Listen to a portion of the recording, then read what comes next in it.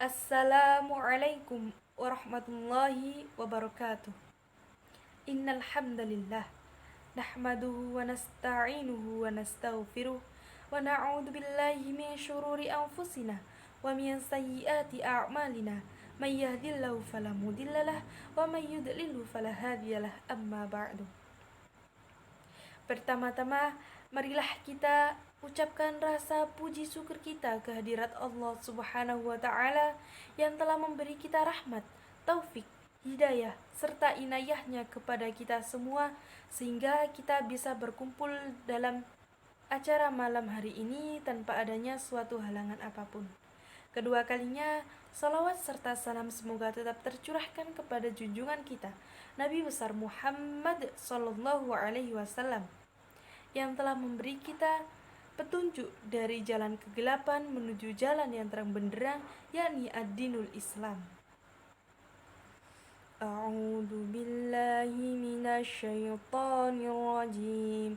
Bismillahirrahmanirrahim. Wa ma kanal mu'minuna liyanfiru kaffah falawla nafara min kulli firqatin minhum ta'ifatun liyatafaqahu fid dini waliyunziru qawmahum idza raja'u ilaihim la'allahum yahdharun. Al-ayah, yang artinya, dan tidak sepatutnya orang-orang mukmin itu semuanya pergi ke medan perang. Mengapa sebagian dari setiap golongan di antara mereka tidak pergi untuk memperdalam pengetahuan agama mereka dan untuk memberi peringatan kepada kaumnya apabila mereka telah kembali, agar mereka dapat menjaga dirinya. Teman-teman yang insya Allah dirahmati oleh Allah, Allah menerangkan bahwa tidak semua orang mukmin harus berangkat ke medan perang bila peperangan itu dapat dilakukan oleh sebagian kaum muslimin saja. Tetapi harus ada pembagian tugas dalam masyarakat, sebagian berangkat ke medan perang dan sebagian lagi harus menuntut ilmu dan mendalami agama Islam, supaya ajaran-ajaran agama itu dapat diajarkan secara merata dan dakwah dapat dilakukan dengan cara yang lebih efektif dan bermanfaat sehingga kecerdasan umat Islam dapat ditingkatkan. Perang bertujuan untuk mengalahkan musuh-musuh Islam serta mengamankan jalan dakwah Islamiyah. Sedangkan menuntut ilmu dan mendalami ilmu-ilmu agama bertujuan untuk mencerdaskan umat dan mengembangkan agama Islam agar dapat disebarluaskan dan dipahami oleh semua macam lapisan masyarakat. Allahumma sholli ala sayyidina Muhammad. Tugas ulama dalam Islam adalah untuk mempelajari agamanya serta mengamalkannya dengan baik, kemudian menyampaikan pengetahuan agama itu kepada yang belum mengetahuinya. Tugas-tugas tersebut merupakan tugas umat dan setiap pribadi muslim sesuai dengan kemampuan dan pengetahuan masing-masing. Karena Rasulullah SAW telah bersabda, "Balighu anni walau ayah." Sampaikanlah olehmu apa-apa yang telah kamu peroleh daripadaku, walaupun hanya satu ayat Al-Quran saja. Riwayat Al-Bukhari.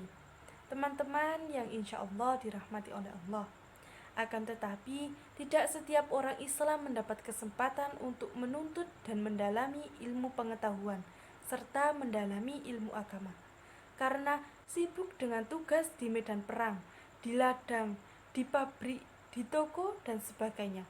Oleh sebab itu, harus ada sebagian dari umat Islam yang menggunakan waktu dan tenaganya untuk menuntut ilmu dan mendalami ilmu-ilmu agama, agar kemudian setelah mereka selesai dan kembali ke masyarakat, mereka dapat menyebarkan ilmu tersebut serta menjalankan dakwah Islamiyah dengan cara dan metode yang baik, sehingga mencapai hasil yang lebih baik pula.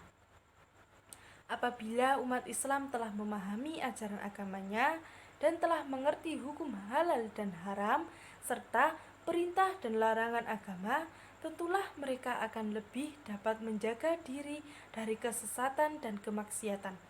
dapat melaksanakan perintah agama dengan baik, dan dapat menjauhi larangannya. Dengan demikian, umat Islam menjadi umat yang baik, sejahtera dunia dan akhirat.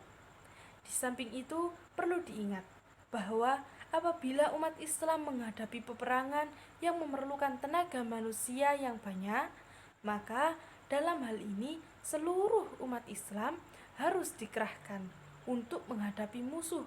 Tetapi bila peperangan sudah selesai, masing-masing harus kembali kepada tugas semula, kecuali sejumlah orang yang diberi tugas khusus untuk menjaga keamanan dan ketertiban dalam dinas kemiliteran dan kepolisian. Orang-orang yang telah memiliki ilmu pengetahuan harus menjadi pelita dan pembimbing bagi umatnya. Ia harus menyebarluaskan ilmunya dan membimbing orang lain agar memiliki ilmu pengetahuan pula. Selain itu, ia sendiri juga harus mengamalkan ilmunya agar menjadi contoh dan teladan bagi orang-orang sekitarnya dalam ketaatan menjalankan peraturan dan ajaran-ajaran agama Islam. Mungkin cukup itu saja yang bisa saya sampaikan. Kurang lebihnya saya mohon maaf. Wabillahi taufiq wal hidayah, waridho wal inayah. Assalamualaikum warahmatullahi wabarakatuh.